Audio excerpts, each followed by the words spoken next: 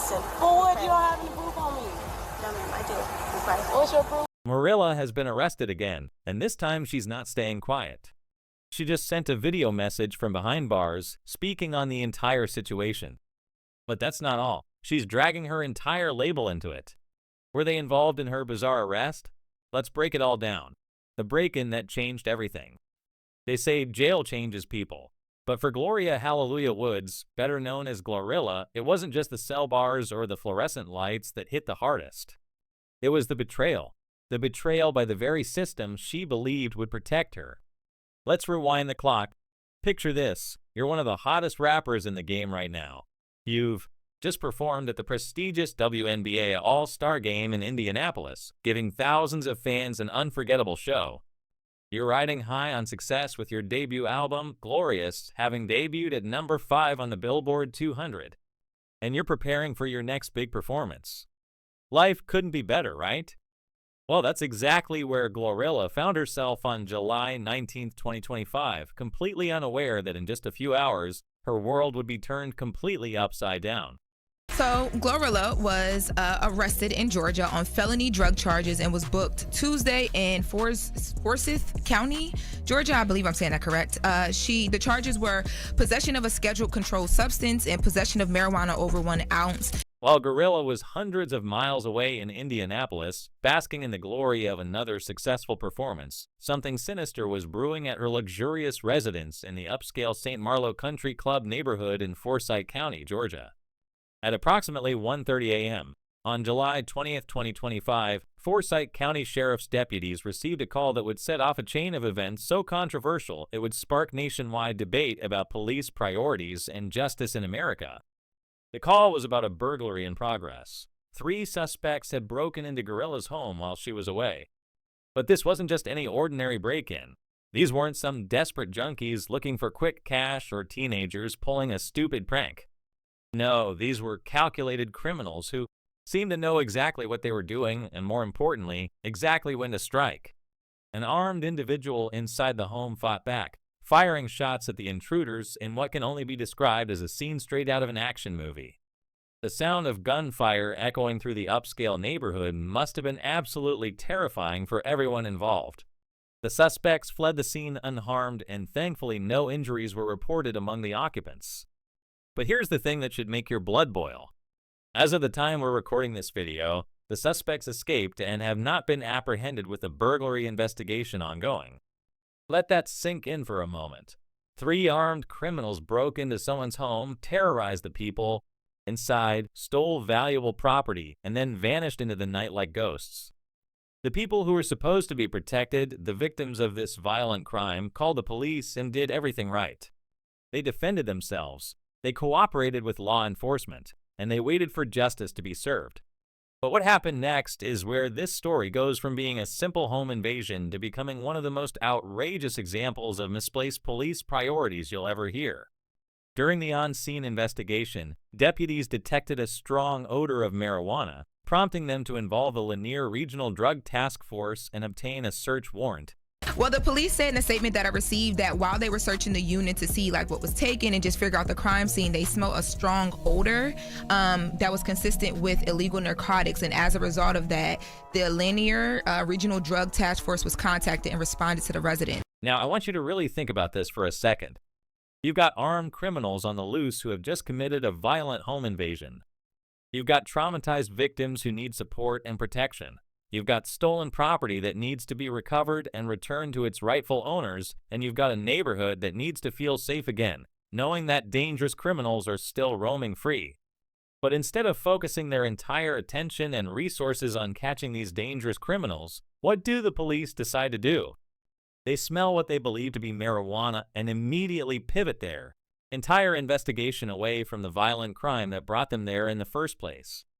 They call in the Drug Task Force. They obtain search warrants, and they begin treating the victims of the crime like they're the real criminals.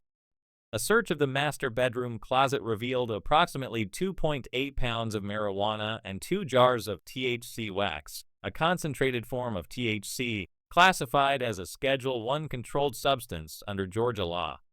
They sent me a statement, and in the statement, they say that the reason They sent me a statement, and in the statement, they say that the reason why they were able to arrest her was because the weed that they found was in a closet in the master bedroom. Now here's where the story gets even more infuriating. GloRilla's attorneys, Marissa Goldberg and Drew Finling, disputed the characterization, claiming only a small amount was found and criticizing law enforcement for prioritizing the drug discovery over pursuing the burglars. Think about the optics of this situation for just a moment. You have a successful Grammy-nominated artist who has worked her way up from working at fast food restaurants to selling out arenas across the country. She's become a role model for young women, especially young black women, showing them that they can overcome any obstacle and achieve their dreams through hard work and determination. And then in one night, all of that gets overshadowed because some criminals decided to target her home, and the police decided that a small amount of marijuana was more important than catching violent criminals.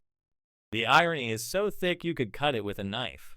She turns herself in days later and gets booked on felony marijuana possession. The internet is calling out what's happening to GloRilla right now, and honestly, can you even blame them? So earlier this week, GloRilla turned herself in after being hit with felony drug charges. But here's where it gets wild. The whole thing started because her home in Georgia got broken into at like 1:30 in the morning. And then she drops a video that hits harder than any diss track. Her tweet following the arrest went viral, millions of impressions in hours. Instead of focusing on finding the suspects, they focus on some cannabis. But it's more than just weed. This is about being targeted, criminalized, silenced. And if you're thinking this was a first-time thing, think again. The arrest that shocked the world. Now here's where this story goes from being outrageous to being absolutely mind-blowing.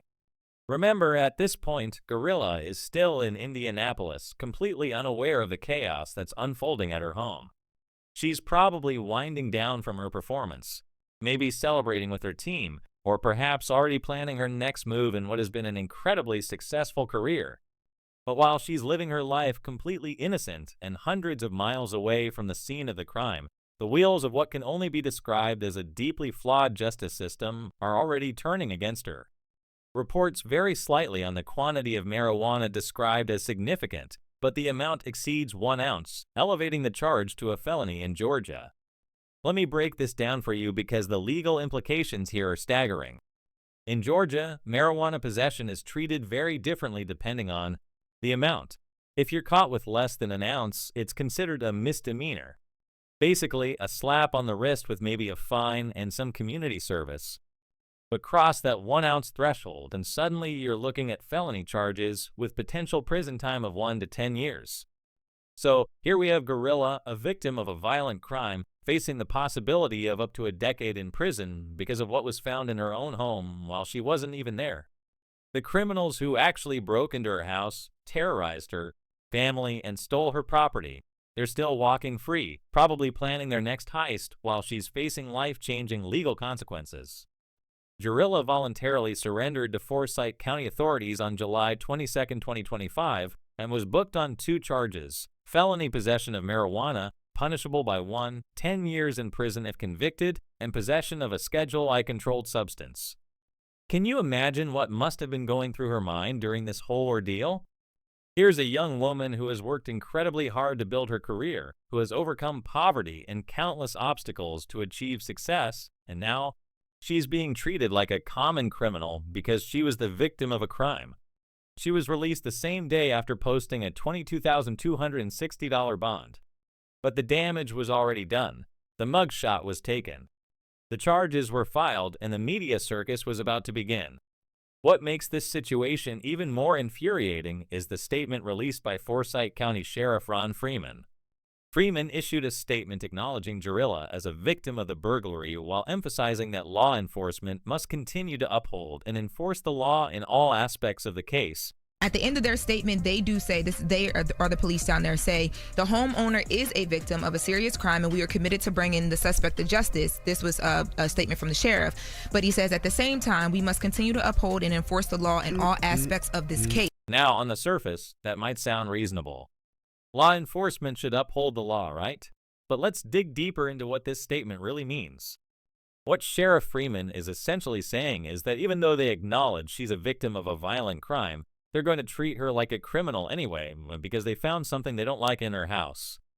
But here's the question that nobody seems to be asking. Where are the arrest warrants for the actual criminals?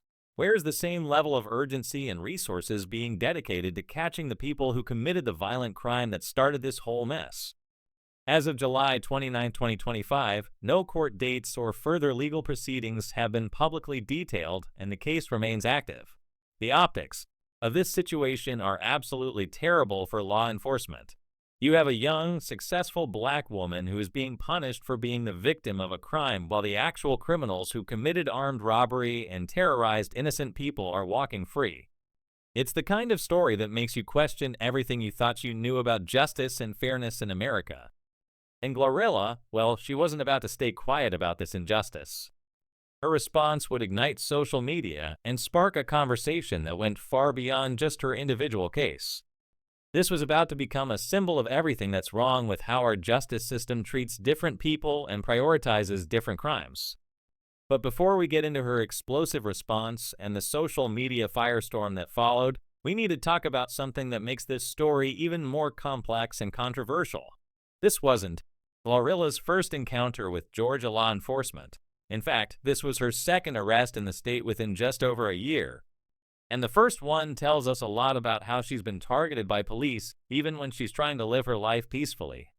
On April 16, 2024, she was arrested in Suwannee, Gwinnett County after being pulled over around 4 a.m. for an illegal U-turn at a red light. What started as a simple traffic stop quickly escalated when officers claimed they could smell alcohol and marijuana coming from her vehicle. But not only can I smell alcohol coming from your breath, but I can also smell marijuana coming from this car. Okay? So in just a moment, I'll be searching this car. Is there anything that I'm going to find in this car? I have a gun registered to my name. In addition to DUI, she faced charges for possession of marijuana, less than 1 ounce, a misdemeanor, and an open container violation.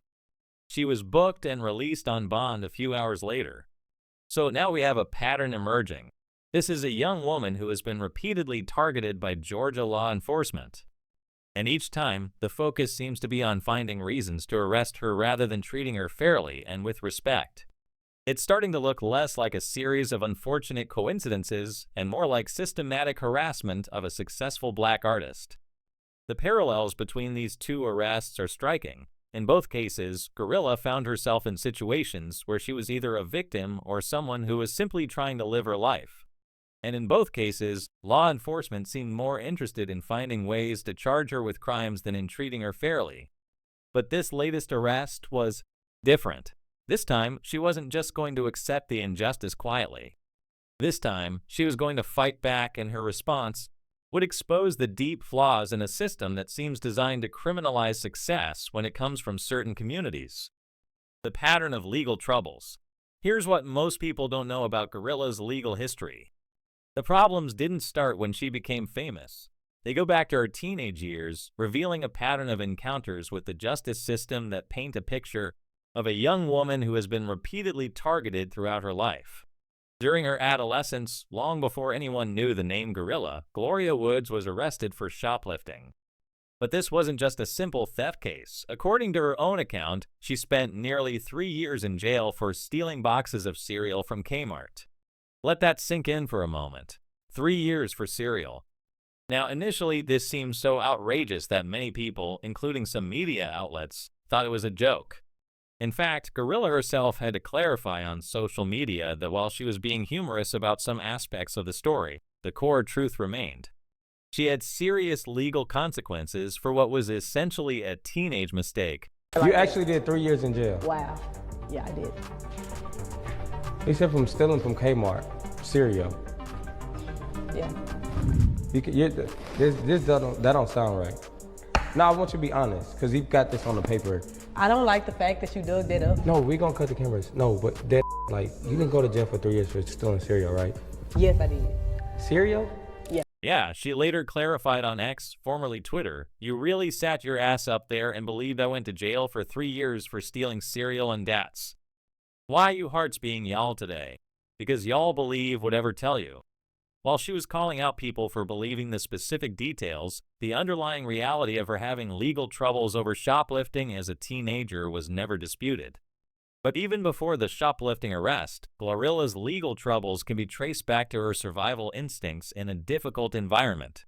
Growing up in a strict religious household where secular music was forbidden, she and her siblings developed what could only be described as a small-scale criminal operation. We used to steal Lil Wayne and Drake CDs from Walmart. We'd steal the CDs and download all the songs onto the PlayStation. That was the only way we could listen to other music, she recounted in interviews. Her older brothers extended this into a small-scale hustle by selling the stolen CDs at school, smuggling in hip-hop culture against their parents' rules.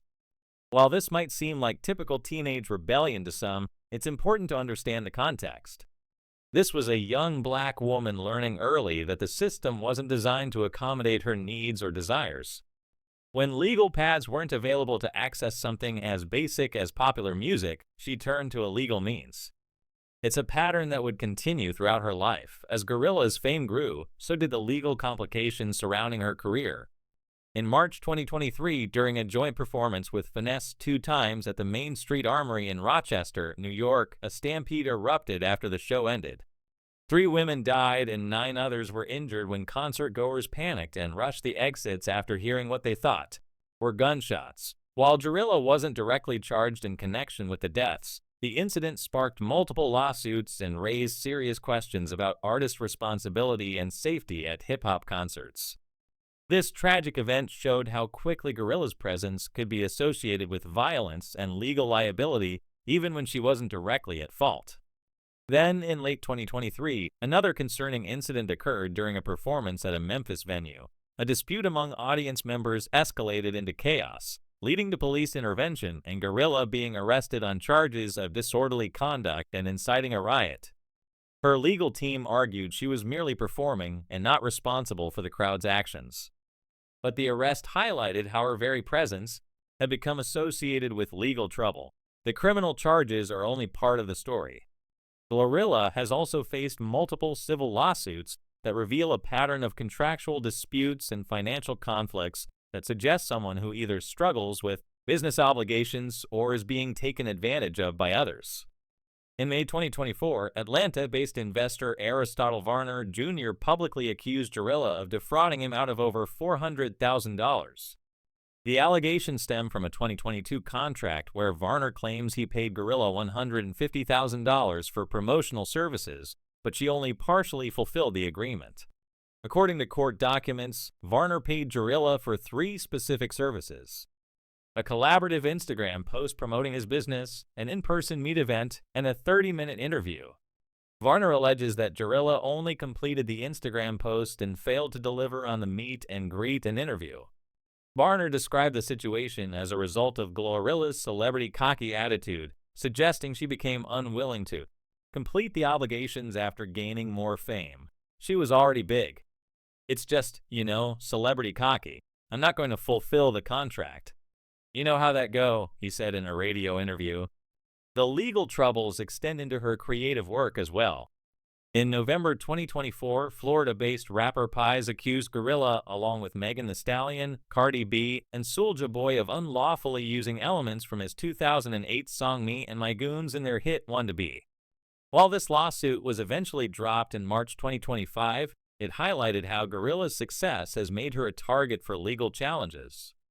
Then in June 2025, she faced another copyright lawsuit from social media influencer Natalie Henderson, who claimed GloRilla stole her viral "No BBL" catchphrase for use in a song without permission.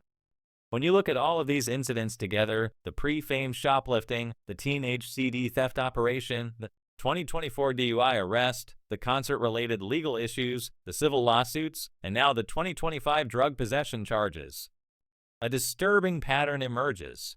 This is a young black woman who has been criminalized at every stage of her life. As a teenager, she was incarcerated for what amounts to petty theft. As a rising star, she was arrested for drinking and driving. As an established artist, she's been sued for breach of contract and copyright infringement. And now, as a victim of a violent crime, she's facing felony charges while the actual criminals walk free. This isn't just about one arrest or one incident. This is about a system that has been designed to criminalize black women from the moment they show any signs of independence, creativity, or success. GloRilla's story is the story of countless young black women in America who find themselves trapped in a cycle of criminalization that follows them no matter how successful they become. The fact that she's faced legal consequences for everything from stealing music as a teenager to being the victim of a home invasion as an adult shows that the system isn't interested in justice. It's interested in control. And GloRilla's response to her latest arrest would expose this hypocrisy in a way that resonated with millions of people who recognized their own struggles in her story. This context makes her social media response even more powerful because it wasn't just about one incident.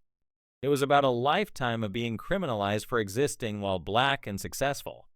And people were about to see exactly how she planned to fight back. Click on one of the cards on your screen to see more videos like this.